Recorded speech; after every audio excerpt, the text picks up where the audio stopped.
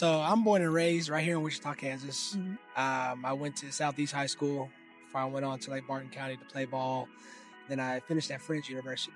Oh, okay, nice. Yeah. So I've been here all my life. I left maybe for like a couple years, but then I came right back. What about you? You have siblings? Yes, I have a brother and a sister older, a sister younger. My older sister lives in Chicago, my younger in Dallas. My brother, he's right here. Nice. And I'm in Lawrence. Lawrence. L.A., Lawrence area. If you want to get real comfortable, D.C. D.C.? Douglas County. Oh. I have to make it sound good because I get teased a lot. You're from Kansas. Yeah, it's the land of Oz, sweet dreams come true. It still goes on a little bit. Put a little spin on it. I like that. It's always a hit. Man, from the beginning, what made you want to play basketball? Just wanting to play. I didn't know it was a sport. My brother, he's a couple of years older than I am. Okay. And so the games he created were the games we played. And it really didn't start out with basketball. It was a pair of socks that he rolled together. And then we would shoot behind the bedroom door. So I think we're the only siblings that played sock ball because I listened to everyone's story. A lot of players start with Nerf ball or the tire ring, the rim, they put it up on the telephone pole, but nobody with the socks. Man, so, that's unique. What's funny is because I have children now, and I always tell my daughters, to simplify it for them is, imagine throwing a pair of dirty socks into the dirty basket. That's it. You're just trying to make it. You're just trying to put it in. Don't overthink it. Just put the socks in the basket. Yeah. So that's funny that you said that. Yeah, it's cool. And then see how far you can toss it to get it in there. Start backing up. There's your 3. So for you, right, where did you go to high school? I went to, let me start from the beginning. I went to Isley Elementary, John Marshall, and then North High.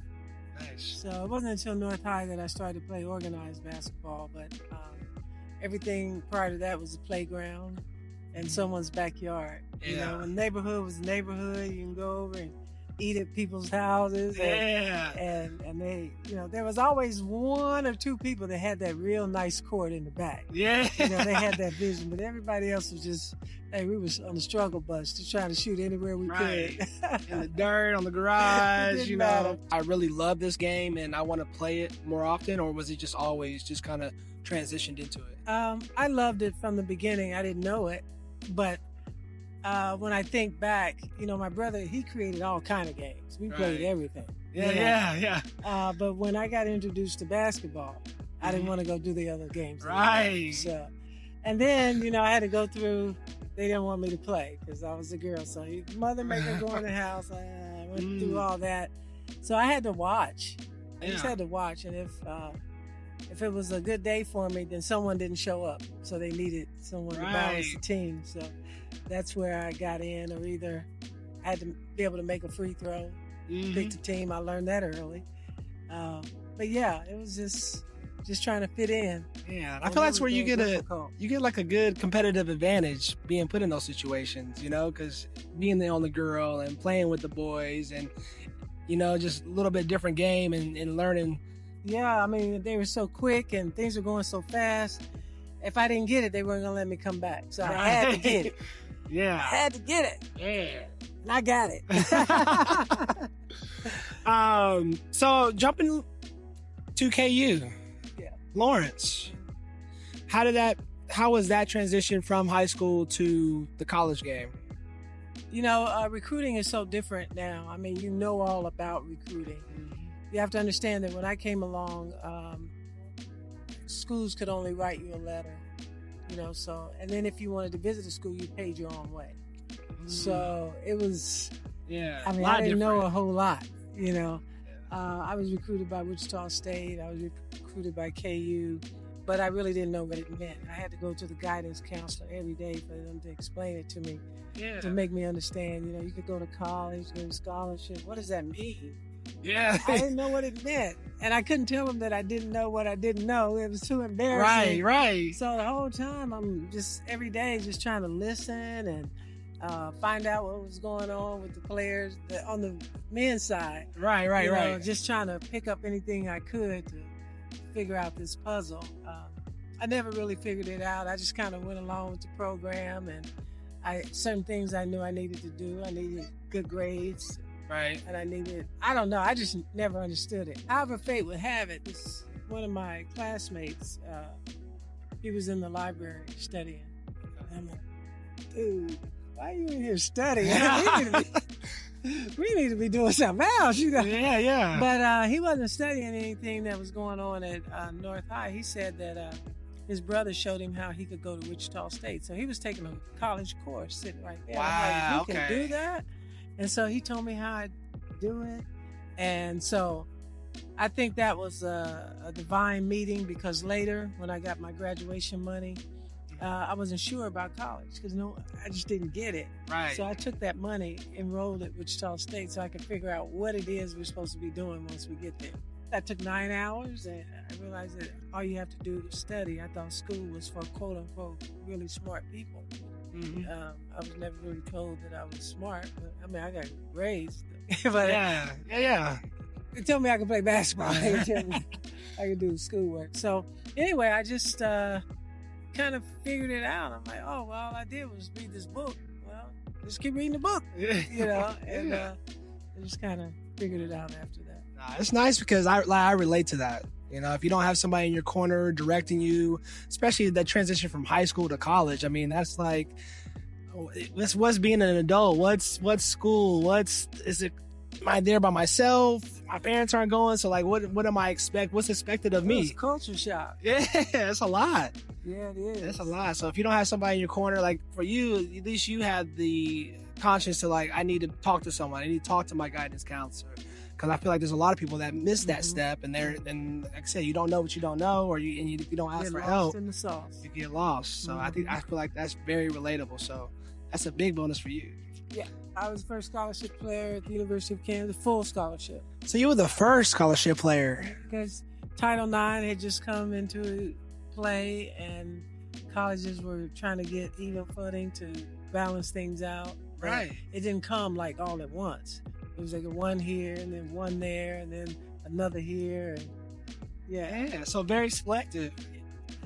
When did you find out that you were the first? I didn't know. I mean, it was natural for me. Right. I mean, because if I didn't have it, I wasn't going. Yeah. I mean, I wasn't so strong on college or thinking that, I could work and go to college.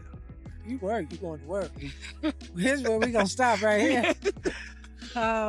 But yeah, I had good fortune because I did know, and it was new. And no one was there to really help me understand even the end game. Right. Yeah. Like, where am I going? Everybody has their own story, and it's just like, how does mine play out? Yeah, it's really a far 3-4 years down the road is a long way. Man, when you're just trying to get through day one. So I want to jump a little ahead, right? You got this One4Us jacket on. I see the 3649 on there. You got a basketball on the back. Legend 3649. What does that mean to you? Really, by some of the things I've done in my career. One for all. It speaks on many levels. From the 14th Amendment, of course. Mm-hmm. But to my own personal story of trying to merge the past with the future, being included. AIAW and the NCAA are like oil and water. Right. They just want to dismiss a whole generation of athletes. Why? I don't know. But in those early talks, it was a promise that our records would carry over. Yeah. But we're here today, almost 45 years later, and still no movement. But I'll always advocate and educate the best I can to remember my past, speak up for my past, and the other athletes that played during that era. So that has a lot of meaning for me. Of course, the 3649 is my college all-time scoring record. The numbers were just surpassed most recently by Caitlin Clark. But again, I think in my era, I'm still number one. In her era, she's number one. greatness on both ends. There's no reason why we can't say that, or we have a problem saying that.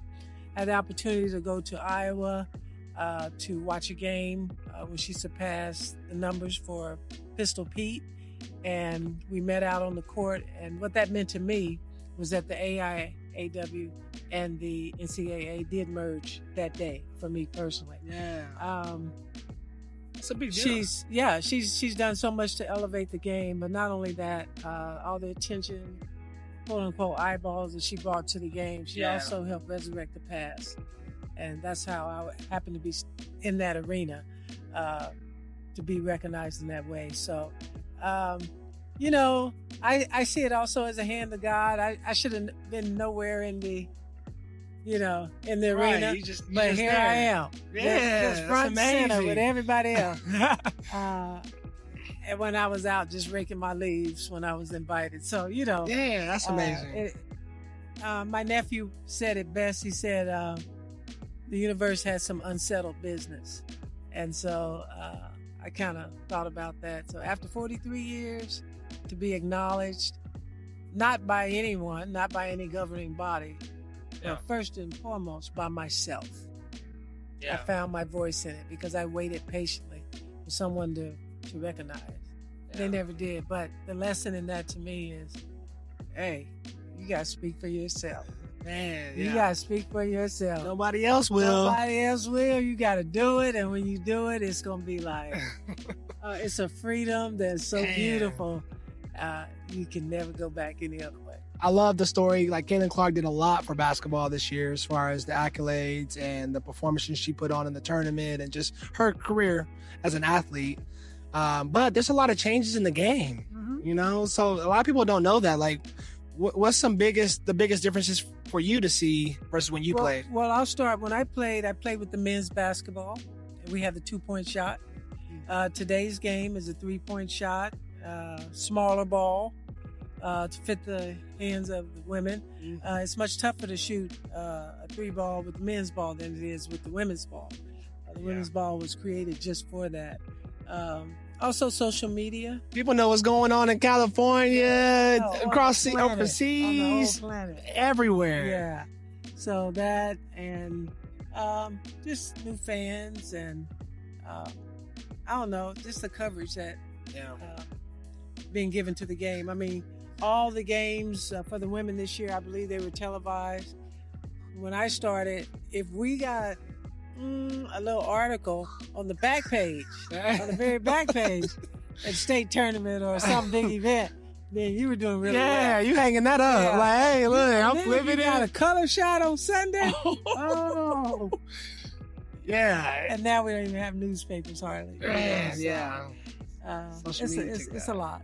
Yeah. It's a lot. But good things, you got NIL now, you got trainers, you got physical aspect of the game, the nutritional aspect, and everything is just coming together to make you faster, bigger, stronger. Yeah, it's wild. The athletes are definitely different from the athletes back then as far as just the knowledge of how you can move, the moves that you just way to score, and the early access to that information versus waiting till you get to an older age. Exactly.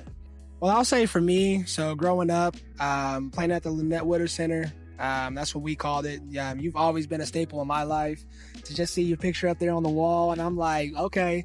So I've always had that competitive edge, and so that's like having that league over there definitely prepared me in my younger years to get to where I was in college. They're a big inspiration to a lot of people, especially here in the city. I guess I want to know, is there a message that you have to relay to the younger fans out there that want to pursue anything, whether it's basketball or what's the good life advice that you have for some of these younger kids? Dream. That's the biggest thing. Dream big. I mean, we're in the land of Oz. We're in Kansas. That's our story, even though it may not be based in Kansas. I think when I watched it again, it was Omaha, but that's okay. We'll take it. Yeah. But you got to follow your dreams no matter what. And that looks different for everybody. But there's something in your heart that you really want to pursue. You got to do it, and do it to the best of your ability. You have to start with the basics. I mean, education is part of anything. So Yeah. educate yourself, Yes. go to school, learn what you're supposed to learn so that you're able to understand, read, articulate things that you want, and just be able to communicate with others. And then get serious about what you're doing and just love it, and don't let anybody distract you. There's so many distractions. Yes. Oh my God.